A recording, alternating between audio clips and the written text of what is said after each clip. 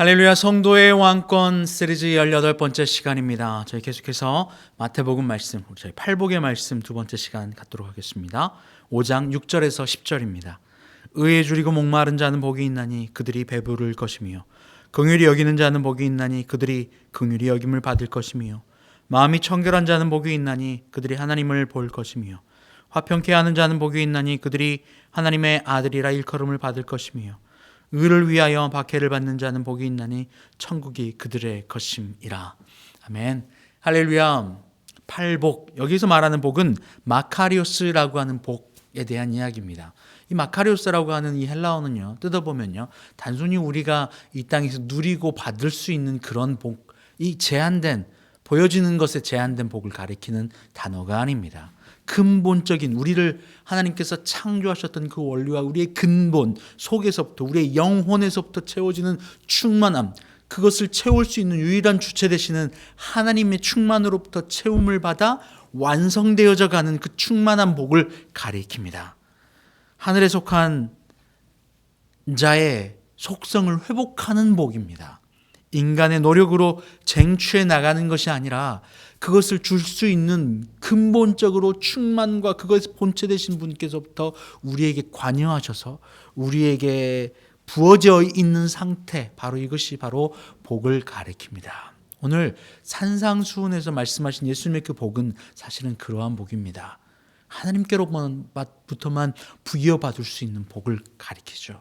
그것을 받기 위해서 무엇을 해야 된다고 이야기했습니까? 심령이 가난하는 것이 첫 번째라고 지난주에 말씀을 나누었습니다. 그리고 이 땅에 하나님의 자녀로 회복하기 위해서 어떤 사람? 온유한 사람. 오늘은요, 계속해서 말씀을 나누길 원하는데요, 6절에 보면 의에 줄이고 목마른 자라는 단어가 등장합니다. 의는 누굽니까? righteousness, 하나님입니다. 하나님의 본체입니다. 하나님의 속성입니다. 그냥 하나님만이 의예요. 그 의는 어떠한 환경에서도 흔들리지 않고 변하지 않는 것을 가리킵니다. 세상의 모든 것은 변하고 바뀌어 나갑니다. 인간의 마음도 변합니다. 내 마음도 너 마음도 손바닥 뒤집듯이 쉽게 변하는 게 인간의 마음이죠. 그러니 거기에는 의의가 있을 수 없어요. 내 판단이 어제는 맞았지만 오늘은 틀릴 수 있고, 어제는 이랬지만 오늘은 바뀔 수 있어요. 얼마든지요. 나뿐만입니까? 모든 사람, 전 세계 80억 인구가 마찬가지로 모두 다 변합니다. 그러니 그들이 가지고 있는 그 판단, 생각의 기준은 그 누구도 의의가 될 수 없죠. 그런데 그 의의 되시는 하나님, 의에 줄이고 목마른 자, 이거는 산상수훈의 3절에 등장하는 심령이 가난한 자하고 연결되는 겁니다. 심령이 가난한 것, 누군가로부터 채움을 받지 않고서는 도저히 살 수 없는 상태가 가난한 상태 아니에요? 그런데 심과 영, 우리의 영에 근본적으로 그분이 우리가 거기에 가득 갈증을 느끼고 있대요. 왜냐하면 우리는 하나님으로부터만 완성되도록, 하나님 없이는 완성될 수 없어요. 이런 존재가 그분께로부터 왔고 그분께로 돌아갑니다. 그러니 하나님이 없이는 우리는 완성되지 않고 우리가 증명되지도 않아요. 충만하지도 않고. 그러니 언제나 불충만한 상태로 그것을 쫓아 얼굴을 가린 채, 눈을 가린 채, 귀를 막은 채 어떻게든 내가 살아보리라고 애쓰는 것이 하나님 없이 살아가는 인생들 아닙니까? 그러나 그 누구도 완성되지 않아요. 세상이 줄 수 있는 그 일회용 만족 안에 머물러 있잖아요. 오늘 말씀은 똑같습니다. 의에 줄이고 목마른 자, 의에 줄이고 목마른 자, 하나님을 간구한다는 거예요. 공의 되신 하나님, 나 하나님 없이는 안 됩니다. 줄입니다. 목마릅니다. 심령이 가난한 것과 딱 똑같은 말씀이죠. 그런데 거기에 조금 더 나아갑니다. 가난한데 이걸 채울 수 있는 게 뭐래요? 의라고요. 의. 하나님. righteousness. 공의 되시는 하나님만이 우리를 채워주기 때문에 그것을 찾는 것 아닙니까? 목이 말라본 적 있으시죠? 어떻게든 물을 찾으려고 하죠. 제가 서울에서 의경이라고 하는 군대 생활을 했어요. 을지로에서 롯데백화점 앞에서 처음으로 군 생활을 시작했습니다. 서울 을지로에 롯데백화점 하면 핫하잖아요. 관광객들도 많고 사람도 많고 얼마나 번화합니까? 그런데 그 환경이 주는 기쁨은 전혀 저에게 있지 않았어요. 거기에서 한여름에 진압복을 입고 두꺼운 옷을 입고 또 이렇게 가만히 서가지고 햇볕 아래서 이렇게 근무를 서야 되는 그런 상황들. 얼마나 목이 마르든지요. 얼마나. 그러니 주변에 지나가는 사람도 그 환경도 그 어떤 것도 저에게 만족을 주지 못해요. 너무 목말라서. 그리고 그 근무가 끝나고 마시던 그 뜨거운 물 한 잔, 얼마나 그 뜨거운 물이 뜨겁게 여겨지지 않더라고요. 의에 줄이고 목마르니까 그것이 없으면 죽는 상태. 예수 그리스도 우리의 하나님 아버지가 의시잖아요. 그분 없이는 죽는 상태예요. 그에게 목마른 자는 복이 있대요. 왜요? 그들이 배부를 거래요. 하나님이 채워주신다는 거죠. 하나님만이 그들을 채울 수 있다는 거예요. 주님, 나는 그냥 목마른 것이 아니라 의의 목이 마릅니다. 나는 돈의 물이 마릅니다. 목이 마릅니다가 아니에요. 하나님, 나는 좋은 집에 목이 마릅니다. 좋은 차에 이게 아니라 의의 목마른 자는 배부름을 받게 될 것입니다. 할렐루야. 이것이 바로 진짜 복, 진짜 복을 누리는 방법이거든요. 두 번째로 긍휼히 여기는 자는 복이 있대요. 7절 말씀에 긍휼히 여기는 자는 복이 있나니 그들이 긍휼히 여김을 받을 것이며, 의로 충만케 채워진 자는 그 예수 그리스도의 공의 때문에, 그 공의 때문에 거저받았잖아요. 나 목마른데 주님이 채워주셨네요 라고 하는 거저받은 그 사랑과 충만함과 배부름 때문에 목마른 자를 돌아보게 되는 거예요. 가난한 자를 돌아보게 되는 거예요. 심령이 가난한 자, 목이 마른 자, 저들에게 복음이 없다니.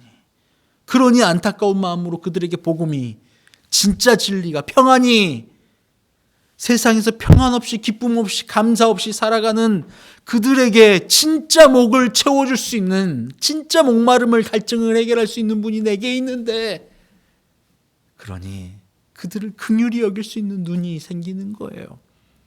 목마름에서부터 자유를 얻어본 자만이 가능한 일이죠. 하나님의 말씀, 그분의 공의, 그분의 사랑, 그것으로 채워져 본 사람만이, 그 공의를 채워본 사람만이 다른 이에게 그것을 흘려보낼 수 있는 것 아닙니까? 그래서 긍휼히 여기는 자는 타인의 그 고통, 그 영혼의 갈증의 고통, 그것을 내버려 두지 않습니다. 그래서 기회만 되면요, 그들을 긍휼히 여기며 그들에게 그 갈증을 해결할 수 있는 공의 되시는, 생명 되시는, 우리의 진정한 내면의 원천적인 충만함을 채울 수 있는 하나님의 그 사랑을 그들에게도 전하는 것 아닙니까? 할렐루야. 그것이 긍휼히 여기는 마음입니다. 8절에 마음이 청결한 자는 복이 있나니 그들이 하나님을 볼 것이라. 마음이 청결한다는 사실은 카다로스라고 하는 상태입니다. 깨끗함이에요. 이것은 불순물이 섞여져 있지 않은 상태입니다. 불순물이 섞여져 있으면 먹을 수가 없죠. 물에도요, 마실 물에 흙이 한 방울 들어가면, 더러운 것이 한 방울 들어가면요, 독이 한 방울 들어가면요, 못 먹습니다. 못 먹어요. 왜요?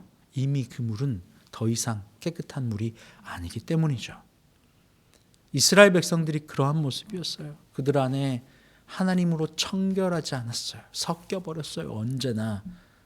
그래서 우상과 섞이고 저것과 섞이고 계속해서 내 욕심과 섞이고 사람과 섞이고, 그래서 그 백성들을 향해서 엘리야 선지자는 이렇게 이야기했죠. 열왕기상 18장 21절 말씀에 엘리야가 모든 백성에게 가까이 나아가 이르되 너희가 어느 때까지 둘 사이에서 머뭇하려느냐.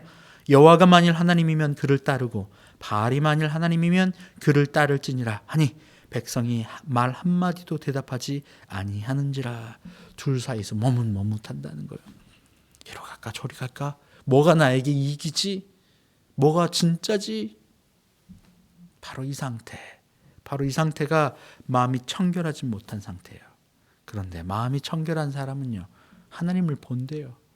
하나님으로 채운 사람이에요. 하나님으로 구한 사람이에요. 두 주인을 함께 섬길 수가 없어요. 우리 마음이 그래요. 우리의 마음은 하나님께로 만들어질 때부터, 우리의 영혼은 하나님께로 지으심을 받을 때부터 두 주인을 섬길 수 없게 되어 있어요. 그런데 세상에 있는 사람은요, 두 주인은 아니죠. 자기 마음이에요. 그러니까 세상에 속해 있고 세상의 주인인 채 살아간 사람에게는 아무런 변화가 일어날 필요도 없죠. 싸움도 일어날 필요가 없죠. 그런데 우리의 영혼의 그릇 안에 두 주인이라고 하는 세상형으로 살았는데 그리스도 예수를 섬겨볼까? 예수 그리스도를 주로 고백하는 그 순간, 성령께서 내 안에 내주하시는 순간, 그때부터 이제 이 안에서 싸우는 거예요. 일이 일어나는 거예요. 그때부터예요. 그 안에서 하나를 정리해 나가는 것이 우리의 신앙생활 아닙니까? 신약에서도 예수님이 이렇게 이야기하죠. 마태복음 6장 24절 말씀에 한 사람이 두 주인을 섬기지 못할 것이니 혹 이를 미워하고 저를 사랑하거나 혹 이를 중히 여기고 저를 경히 여김이라. 너희가 하나님과 재물을 겸하여 섬기지 못하느니라.